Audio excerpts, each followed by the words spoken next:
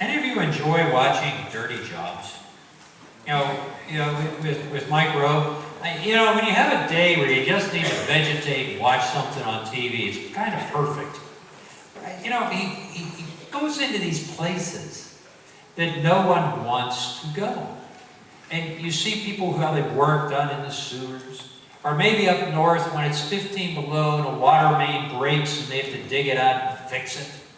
One of the ones that absolutely made my palms sweat, he'd gone up onto the Mackinac Ridge up in Michigan, North Michigan, and was changing the light bulbs way up on the top, just watching it, and I'm seeing how he's on the edge of this precipice, and my hands are sweaty, and I can feel my heart beating fast, the whole 9 yards. One of the ones that really made me turn my stomach was he was working with a veterinarian, and I will limit it to this, who worked with cows that had intestinal problems. Oh, the stuff they had to do. But yet, at the core, Mike Rowe finds the work that he does rewarding, even if at times it can be dirty. May not like having to do it. The work at the end of the day can really be very good. It's interesting. The work that Jesus Christ calls us to, at times when we have to deal with anger or gossip or some other challenge that confronts us, sometimes can have its own version of being difficult, yea, even dirty. Matthew 18 teaches us the message of God's forgiveness and how to forgive others. Starts out by saying, if your sister or your brother sin against you, what are you supposed to do? Go one-on-one to see them. Well, first of all, the word that is translated sin could be more broadly translated, and other versions of the Bible have used it more broadly. It could mean someone who's offended you, somebody who's done something against you, wrong, or indeed sin, fell short of God's expectations. So if somebody does something that wrongs you, Jesus says the first thing we are to do is what? Go one-on-one. Notice what is missing from here. Doesn't say to gossip to anybody. Doesn't say to go to somebody else and try, Amy, would you please go and talk to Nancy about my problem? No. I'm supposed to go one-on-one to the person with which I have a problem. And if I'm able to resolve it at that level, I've now made a friend. Doesn't work. So now you go 2 or 3 on one. And there it says that you will actually have witnesses. So the first time you don't even have a witness. Nobody is to know about it. Second time, 2 or 3 of you go and you try to convince them. If they don't change, what do you do the third time? So let's go to the church. And the broader context of that, I think, means to those in authority. But we're going to go with the church for a minute. You come to the church. Well, we're certainly not going to want to go in front of 180 people on a Sunday morning. That's why the Book of Order, which is the constitution of our church, actually has something, the book of discipline in it. That if we have a problem with somebody, it tells us how to handle it. Guess what it draws from? Matthew 18. Did you go one-on-one? Did you go 2 or 3 on one? And then if it doesn't work, you go to the session. And if the session cannot resolve the problem, what are they supposed to do then? Actually remove the person from the church. I mean, it is seldom done, but it's in there. It's there for a reason. Because you see, even in the midst of this, there is judgment required, and it does need some little bit of tact, but yet there are also boundaries. There are certain boundaries we just cannot cross.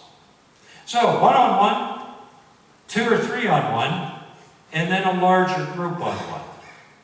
Most amazing thing. But what is it that Christ is trying to do? What is his goal? He's initiating discipline for us as well as for Christ's church. Discipline. We don't like that word anymore. Nobody wants to hear that word. We don't like to be disciplined. And sometimes if you discipline somebody at work, the person will say they're creating a hostile work environment. Really? If we try to discipline at school, we are met with strife and challenges. But what does discipline mean? I'm sorry, you can't see this, just imagine. I changed that the way the font is intentionally. Because what is the root for discipline? Disciple. And actually the very root of the word, going back 2,000 years, the very root of the word we have in English today is the disciple of Jesus Christ. The goal of disciplining is never to punish. It is never to have retribution. Rather, the goal of discipline is to create a follower of Jesus, or to correct the problem, and to correct it at the very lowest level. Discipline by itself has to have some boundaries. There are limits. But yet, Christ is saying we must have discipline, and discipline for ourselves as well as others. But this part of meeting with others can be very, very difficult and dirty work. When somebody hurts us or offends us or makes us angry, it is very easy to just ignore it. Does the Bible ever say just ignore it? No. If you ignore your problem, what in most cases is going to happen? It's going to get bigger. It's just going to get worse. So the Bible doesn't say to ignore the problem. The Bible also acknowledges that sometimes we may have that tendency to gossip. You've got to be careful, that's a sin. No. What the Bible is saying is, we've got to dig in. We've got to do the rough work. We've got to meet with the person one-on-one and try to fix it. Not triangulate them, not do any of the other stuff the world does, but one-on-one. It's amazing to me how many people will come and see me in the church. And they'll be upset with somebody in the church. They might be upset with a member. They might be upset with an elder or a deacon. They might be upset with a staff member. And one of the first questions I'll ask is, did you go and talk to them? Well, no, you're the pastor. I thought I'd come to you. Meet sinful triangulation. Really? Because when somebody has done us wrong, what are we supposed to do? That's dirty work. It's tough. It's hard. But yet, if we can do it, if we can get the chutzpah to be a Christian and to approach somebody in love, my goodness, what a difference it could make. But preacher, you don't understand. That's just in the church. That doesn't work in the real world where I live. Horse hockey. Of course it does. This message from Jesus Christ works in every single aspect of our lives. Think about it. You're at work. You're at work. And somebody at work offends you. Does something wrong. Does something they shouldn't do. What's the best way to handle it? Steve, we need to talk. You did something yesterday that really hurt me. Or go on in. And we sit and we talk and we try to resolve the problem. Now, if it doesn't work out, then what do we do next? Maybe we get a couple of key employees to come with us and say, let's talk about this. Then if it doesn't work, you go to the boss or go to management. What have you just done? You haven't gone tattling. You haven't run off and gotten the person into trouble. You've tried to resolve it at the lowest possible level. What about school? How can this work at school? How can this work at school? A lot, I'm going to tell you. Glad you asked. You get angry with somebody at school because they do something mean to you. What's the first thing we do? We talk to them. Or maybe we get 2 or 3 friends to help us talk to them after we do that. And then if it doesn't work, then we go to the teacher. That would never work in the neighborhood. Wrong. It can work in the neighborhood. Again, you have to apply common sense. If you have a neighbor who's walking around with guns or making threats, well, that's a different story. But I'll give you a personal example. We have some folks that live right behind us that have some older teenager, young adults that live in the house. And mom and dad are not always home. In fact, they're frequently not home. Which means sometimes they have parties. Well, last night it was raining and it was cold, so it wasn't a problem. But several times at 3 o'clock in the morning on a Saturday night, when I've got to get up and go play preacher on Sunday, 3 o'clock in the morning I can hear the party. Would I be perfectly legit in this society to call the sheriff's department and have them go squelch the party? Sure. What's the easier way to handle it? I make sure I put on my robe, I walk out my back door, I go over and just say, hey guys,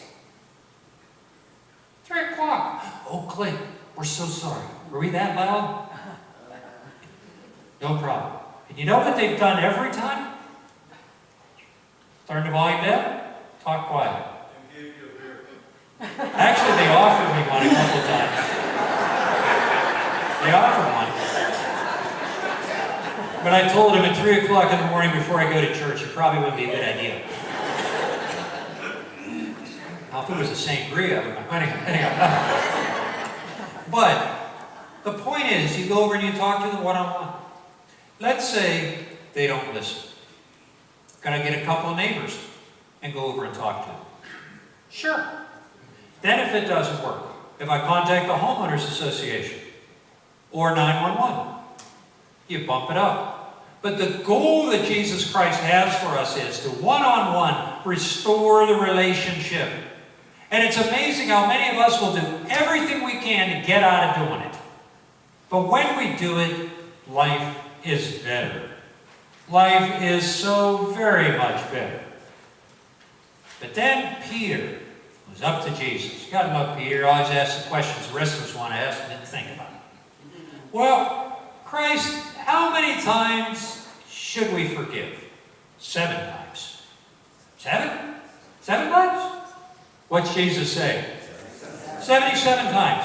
There's actually another translation in the Bible that says not 7, but 70 times 7. The number is irrelevant. What's Jesus saying? An infinitesimal amount.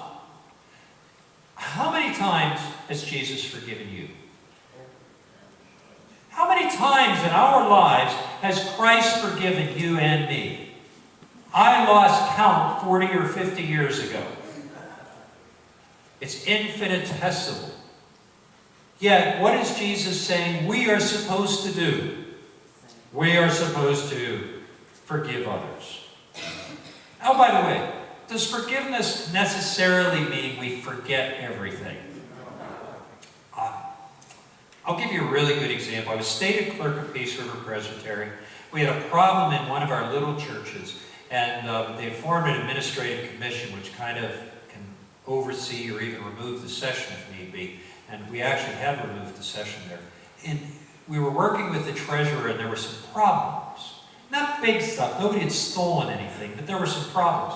So I'm meeting with the treasurer, and I discovered that we had a problem. The treasurer said to me, well, I just got out of jail last year. Jail?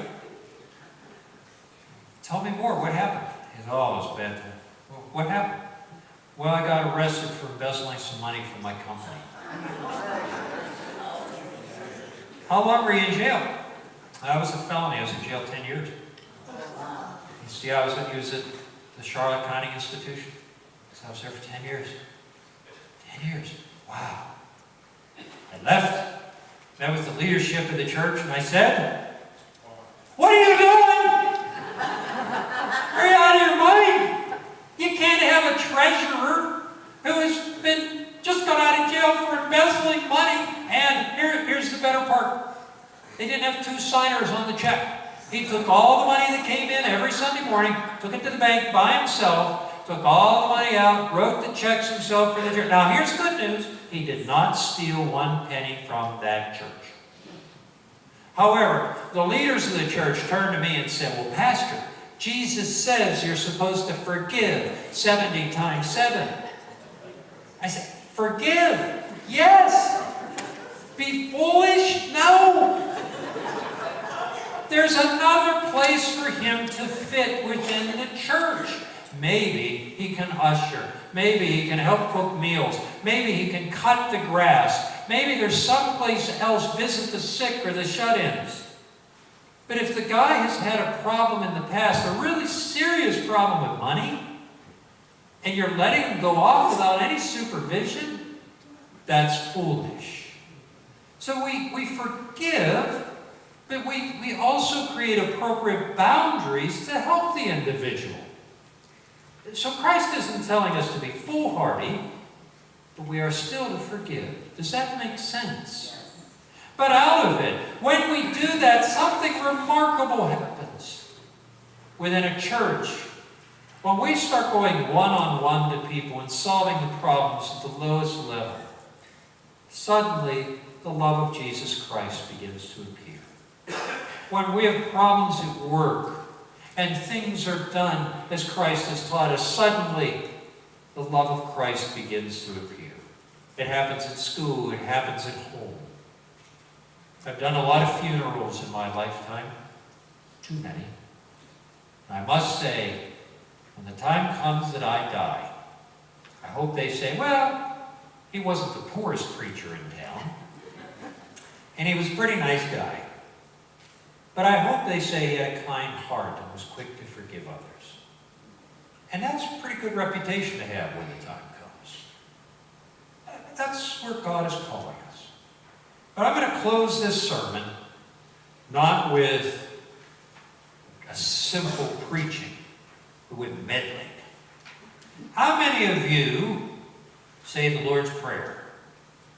Oh, I hope all of you, somewhere, right? Think about the Lord's Prayer for a moment. Our Father, who art in heaven, hallowed be thy name. Thy kingdom come, thy will be done, on earth as it is in heaven. Give us this day our daily bread, and forgive us our debts.